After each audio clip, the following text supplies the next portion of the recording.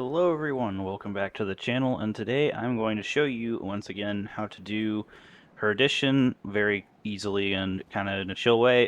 This Season of the Lost with Overload Bow allows you to just kind of ignore the overloads, but I also have a few more tricks up my sleeve than I did last time I ran this. Since not everyone has Anarchy, I started thinking, what is a arc weapon that so you get the full bonus of the Singe, because it's arc burn, so you get 50% more arc damage, and that everyone probably has. Machine guns don't do enough damage, rockets. So this rocket here, the Husgao, is very easily obtainable, and it is arc, so it does plus 50% damage. It may not be able to roll arc perks, but it is damage perks, but it is still very capable of tearing down champions. In fact, it kills them in 2 shots. So Husgao actually has a purpose in this world other than being the next edge transit. I put a major spec on it, and I have impact casings, which doesn't really increase that much damage. It's like plus 3%, and then auto loading is really nice. So if you can get an auto loading demo roll like I have, I would definitely keep it. It's worth your time.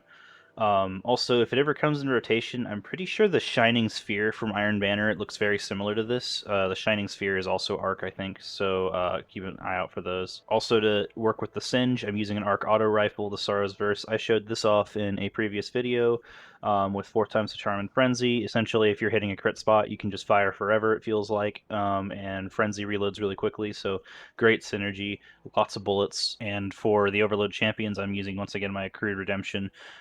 This is just my best in slot bow for kinetic. This is just what I've been using because I view it as best in slot. I got the god roll of Archer's Tempo and Rapid Hit from Garden of Salvation, a raid, and it's pretty good. But if you don't have that bow or a team to go get it from Garden, Whispering Slab is pretty aight.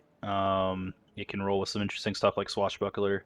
Biting Winds can roll Explosive Head, which is like explosive rounds, so you get increased damage on the blast radius. And this is what I'm looking for now as another Biting Winds.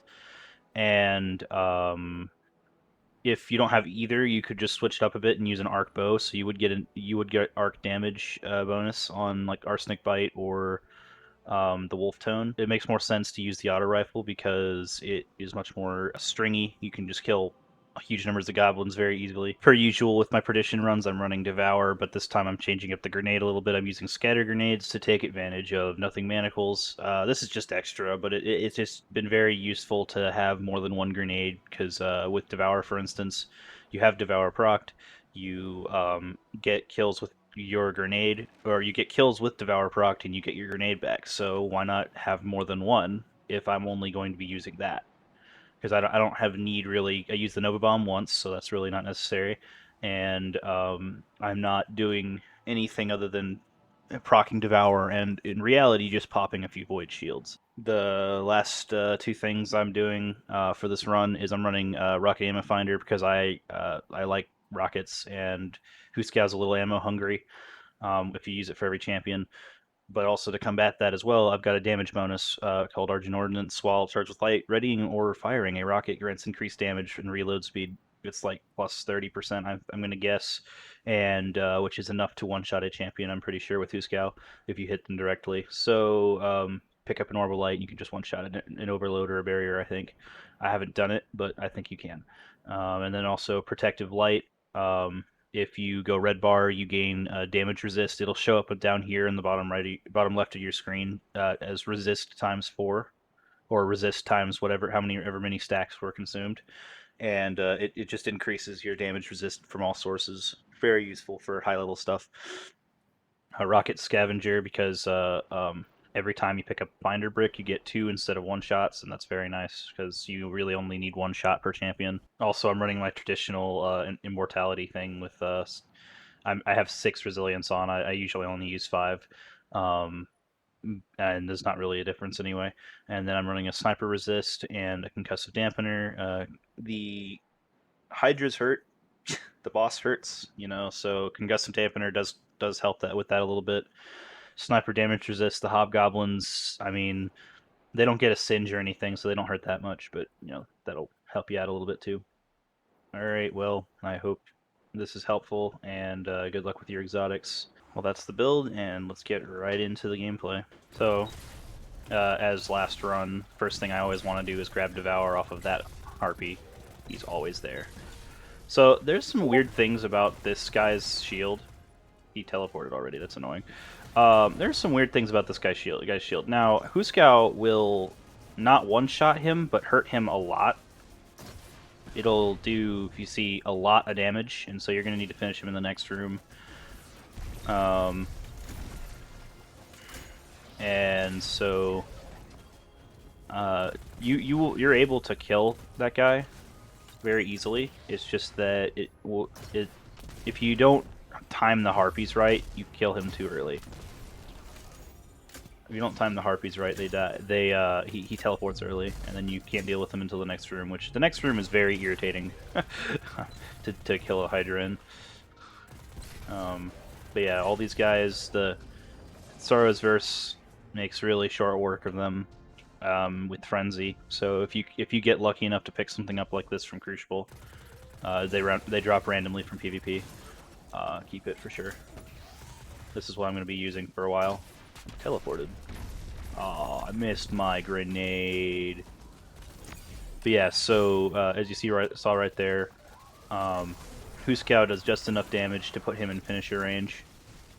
Almost just enough damage to put him in finisher range anyway. This is what I do against the Hydra. Just kind of hit him until he's dead with the bow. And then you come over here, the next set of barriers and stuff will spawn in. Guy shot me right off the rip.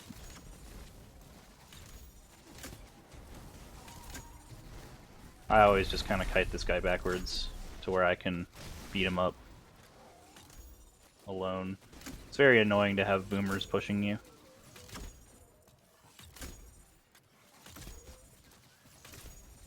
Yeah, just kind of work your way through all these guys, and then a series of wyverns will spawn, or as I like to call them, leg harpies.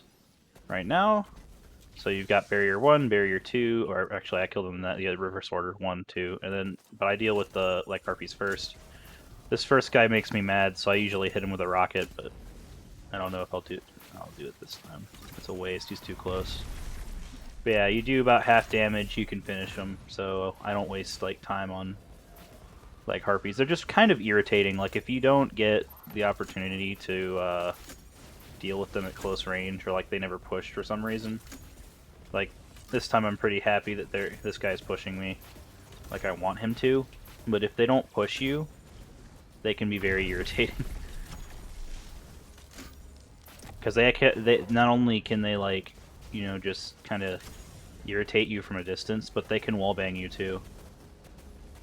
That's my favorite part, is that they can wallbang you. See Huscow does enough damage, just kind of leave him one shot. Huscow loads itself, boom. Do a little bit of damage, smack. Now it's boss time. I'm running a little bit slower than my best run, I think, but I'm not trying that hard. I mean, I am, but I'm not like pushing super hard. But yeah, there you go. That's the thing, and I always just there's no need to do what I'm doing right now, obviously, because you already have platinum and the chest and the possible exotic drop. But I just like killing these ads in the boss room for some reason. I don't really know why. Well, thanks for watching. Be sure to like and subscribe. Of course, there's a public event right as I'm doing my outro. But thanks for watching, and have a nice day.